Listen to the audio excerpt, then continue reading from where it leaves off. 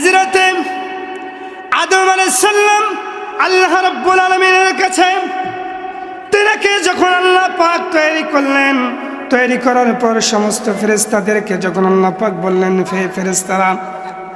হে ফেরেশতারা তোমরা সিজদা করো আদমকে। সমস্ত ফেরেশতারা সিজদা করলাম, কিন্তু আল্লাহর একজন ফেরেশতা, সে নাম হলো ইবলিস শয়তান, সে কিন্তু তাকে সিজদা করেছে নাকি? কথা বলে না। সে কিন্তু তাকে সিজদা করেনি। আল্লাহ পাক এই কারণে তাকে জান্নাত থেকে বের করে দিয়েছেন।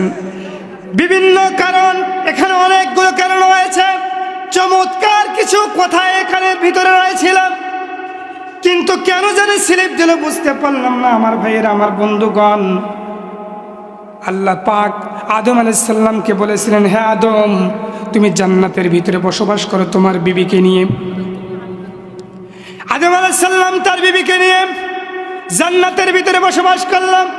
আল্লাহ পাক বললেন, আদম জান্নাতের ভিতরে বসবাস করো, খাও, সব কিছু পানাহার করো, কিন্তু একটা কথা তোমাকে মানতে হবে আদম এবং হাওয়া, এখানে একটা গাছ আছে, গাছটার নাম হলো গন্ধম গাছ, গমের গাছ, গমের শীষের গাছ। খবরদার তুমি এই গমের গাছের কাছে যাবা না, আর বাকি যা আছে তুমি সব ভক্ষণ করতে পারবা। কিন্তু সে শয়তানের প্ররোচনায় ওই গাছের কাছে চলে গেছে।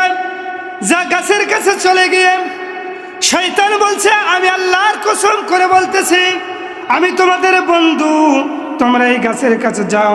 আল্লাহ যদি তোমাদেরকে নিষেধ করে থাকে, আল্লাহর নিষেধ মানার দরকার নাই।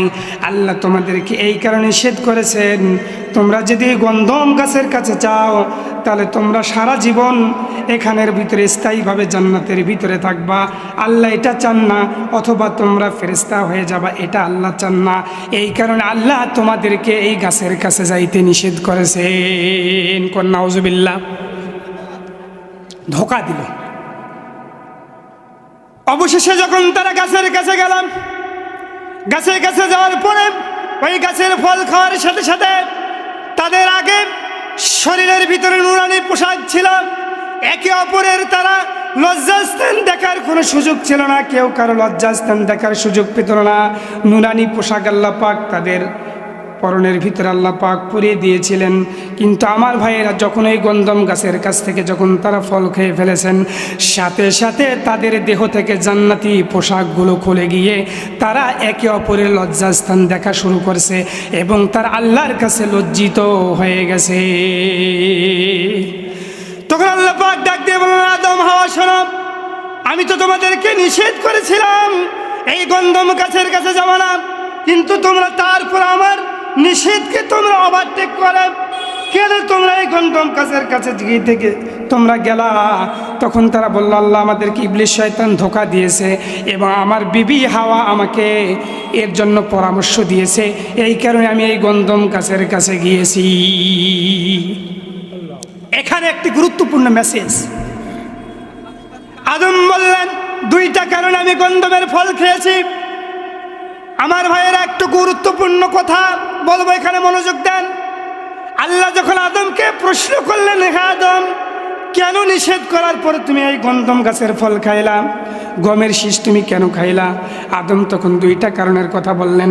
এক নম্বর কারণ হলো ইবলিস আমাদেরকে বলেছেন, আর দুই নম্বর কারণ হলো আমার বিবি হাওয়া আমাকে প্রচারণা করেছেন, আমার বিবি হাওয়া আমাকে পরামর্শ দিয়েছেন, আমাকে তিনি বলেছেন, এই কারণে আমি খেয়েছি। দেখেন, আমরা পুরুষরা যত বড় ক্ষমতা হোক না কেন, বিবির কাছে সবাই দুর্বল। দুর্বল কিনা? আদম আলাইহিস সালামও দুর্বল হয়ে গেছেন হাওয়ার কাছে। বলছেন, আমি হাওয়ার মায়ায় পড়ে হাওয়ার কথা রক্ষা করতে গিয়ে আর ওই শয়তানের প্ররোচনায় পরে আমি ওই গন্ধম গাছের ফল খেয়েছি। আল্লাহ পাক বললেন, শোনো আদম এবং হাওয়া, দুইজনে শোনো, তুমি হাওয়া একটা মারাত্মক ভুল করেছ। এই কারণে, হাওয়ার এই ভুলের কারণে আল্লাহ পাক এই দুনিয়ার যত নারী রয়েছেন সমস্ত নারীদের আল্লাহ পাক এই হাওয়ার কারণে, এই ভুলের কারণে, ভুল পরামর্শ দেওয়ার কারণে দুনিয়াতে যত নারী সন্তান প্রসব করে, সমস্ত নারীদের এই অপরাধের কারণে, হাওয়ার এই অপরাধের কারণে তাদের বাচ্চা প্রসবের সময় তারা কষ্ট পায়। এই কারণটা বুঝতে পারছেন? হাওয়া আলাইহিস সালাম যে পরামর্শ দিয়েছিল, আল্লাহ নিষেধ মানে নাই, এই পরামর্শ দেওয়ার কারণে আল্লাহ হাওয়াকে শাস্তি দিয়েছেন। এবং হাওয়ার উত্তরসূরি আমরা তার সন্তান এবং সন্তানেদিরা মহিলারা যখন বাচ্চা প্রসব করে, এই হাওয়ার অপরাধের কারণে তারাও এই কষ্টটা ভোগ করে। আমার ভাইয়েরা, কথা কি ক্লিয়ার হয়েছে? কথা কি বুঝতে পারছেন?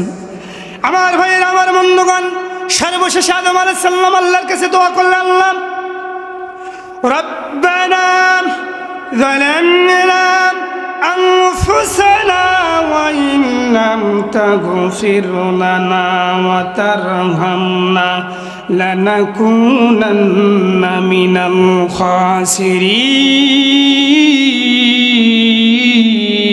আদম বলতেছেন, আল্লাহ আমরা যেহেতু ভুল করেছি, তুমি আমাদেরকে ক্ষমা করে দাও। তুমি যদি আমাদেরকে ক্ষমা না করো, আমাদের প্রতি যদি তুমি দয়া না করো, তাহলে আমরা তো ক্ষতিগ্রস্তদের ভিতরে অন্তর্ভুক্ত হয়ে যাব। আল্লাহ বললেন, আদম আর তোমাদের কোনো নিস্তার নাই, তোমরা জান্নাত থেকে বের হয়ে যাও, তোমরা দুনিয়াতে গিয়ে বসবাস করো। আমার ভাইরা, আমার বন্ধুগণ, আমার ভাইয়েরা, এইভাবে নবীরা, তাদের কোনো গুনাহ ছিল না। এটা তার একটা হলো অপরাধ, একটা ত্রুটি, একটা